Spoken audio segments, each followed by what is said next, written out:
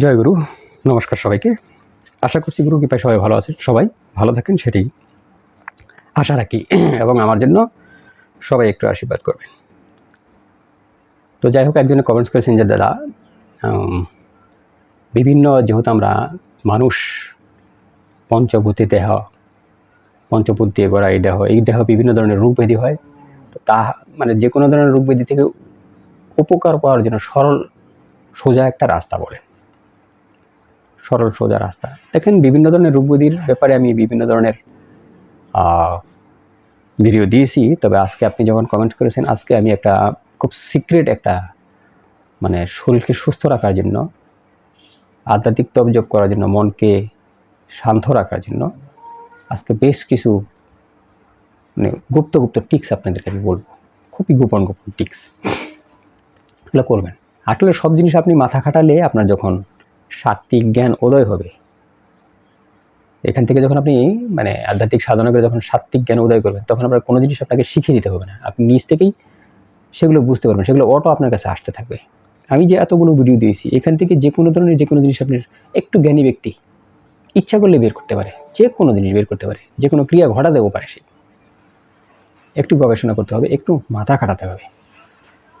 এখন এখানে আমি কুণ্ডলিনী শক্তির ভিডিও দিয়েছি, চক্র জাগরণের ভিডিও দিয়েছি, পঞ্চপ্রাণ বা 10 প্রাণের ভিডিও দিয়েছি, বিভিন্ন শক্তিপীঠ নিয়ে ভিডিও দিয়েছি না, বিভিন্ন বীজ নিয়ে ভিডিও দিয়েছি, তরুণ খেয়াল করে দিয়েছি। এখন আপনি যদি বোঝেন যে আপনার রোগটা কি, বাত পিত্ত কফ, এই বাত পিত্ত কফ থেকে তো সমস্ত রোগের উৎপত্তি নাকি, অন্য কিছু না তো। বাত পিত্ত কফ ধরেন, বাত কী জিনিস, পিত্ত কী জিনিস এবং কফ কী জিনিস, আমি একদম মূল টেকনিকটা বলতেছি, আপনি আগে ভালো করে জেনে নেবেন। বাত কি, পিত্ত কি, কফ কি। বাত কোন গুণের অধিকারী, পিত্ত কোন গুণের অধিকারী এবং কফ কোন গুণের অধিকারী। বাতের দেবতাকে, কফের দেবতাকে এবং পিত্তের দেবতাকে জানলেন। যেহেতু এদের দ্বারা রোগ সৃষ্টি হয়, তো এদের সম্বন্ধে আপনি জানলেন। জানার পরবর্তীতে বাতের চলাচল শরীরের কোন দেহ থেকে কোন পর্যন্ত এবং কি কি কার্যপ্রণালী সে করে,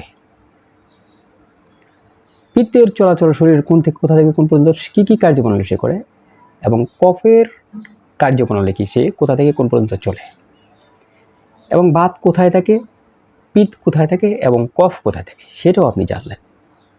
খুব সুন্দরভাবে কিন্তু বুঝিয়ে দিচ্ছি, সেটাও আপনি জানলেন। জানার পরবর্তীতে যেহেতু এরা 3জন রোগটোগ উৎপন্ন করে, সাথে পঞ্চপ্রাণ আছে, পঞ্চমহাভূত আছে, পঞ্চপ্রাণ আছে, পঞ্চমহাভূত আছে। এখন এই পঞ্চপ্রাণ কোন প্রাণ কি কাজের উপকার করে সেইটা আপনি জানলেন। পঞ্চমহাভূতকে ইনব্যালেন্স হইলে কী ধরনের শারীরিক সমস্যা হয় সেটাও আপনি জানলেন। আপনাকে আগে এগুলো রিসার্চ করে জানতে হবে, আপনার বুঝতে হবে, সেটাও আপনি জানলেন। আপনি অটোমেটিকই নিজেই ডক্টর হয়ে যাবেন। জানার পরবর্তীতে আপনি খেয়াল করলেন যে আপনার যে কোনো একটা এক্সাম্পল স্বরূপ আপনি ধরে নিন আপনার এই অসুখটা হয়েছে,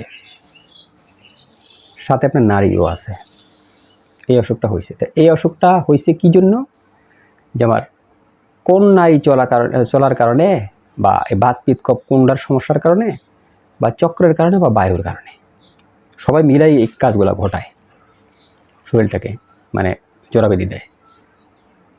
বুঝলেন? বুঝার পরবর্তীতে বের করে নেবেন যে এখন এই যে সূত্র অনুযায়ী বের করে নেবেন যে আমার এই অসুখটা হয়েছে এই এই এই এই প্রবলেমের কারণে, এই প্রবলেমের কারণে। বের করার পরবর্তীতে সুন্দর করে এর যে সলিউশন আছে, যেরকম করে আপনি প্রবলেমটা বের করেছেন, ঠিক একই প্রক্রিয়া আপনি তখন সলিউশনটাও পেয়ে যাবেন। আর সলিউশনটাও আপনি পেয়ে যাবেন। তখন আপনি বাস এই পঞ্চতত্ত্বের যে জায়গায় আপনার এই সমস্যাটা হয়েছে, যে রোগটা যে তত্ত্বের আন্ডারে, যে বায়ুর আন্ডারে, বা যে গুণের আন্ডারে, তাদের উপাসনাটা আপনি করেন, মানে তাদের তপজপটা আপনি করেন। সোজা সিম্পল হিসাব। যে গুণের কারণে, যে বায়ুর কারণে বা যে তত্ত্বের কারণে আপনার যে অসুখটা হয়েছে, এটা তো আপনি ধরিয়ে ফেলেছেন, ধরে ফেলছেন না, ধরে ফেলছেন। বাস তাদের সন্তুষ্ট করার জন্য সেখানে যদি তাদের মুদ্রা থাকে মুদ্রা করেন, বীজ থাকলে বীজ করেন, প্রাণায়াম থাকলে প্রাণায়াম করেন, বাস সুস্থ হয়ে গেছে, শরীর অটোমেটিক সুস্থ হয়ে যাবে। এগুলো কেউ বলবে না দাদা। তবে এই বিষয়টা বের করে নিতে হলে আপনার বেশ কিছুদিন শ্রম দিতে হবে। তো এই হইছে সর্বরোগের মহা ঔষধ। যে কোনো রোগ থাক, যে কোনো জরাবেদি থাক, সর্বরোগের মহা ঔষধ। কারণ এরাই খেলে, এদেরই খেলা এই পঞ্চমহাভূত, পঞ্চবায়ু আর বাতপিত্ত কফ, এদেরই খেলা।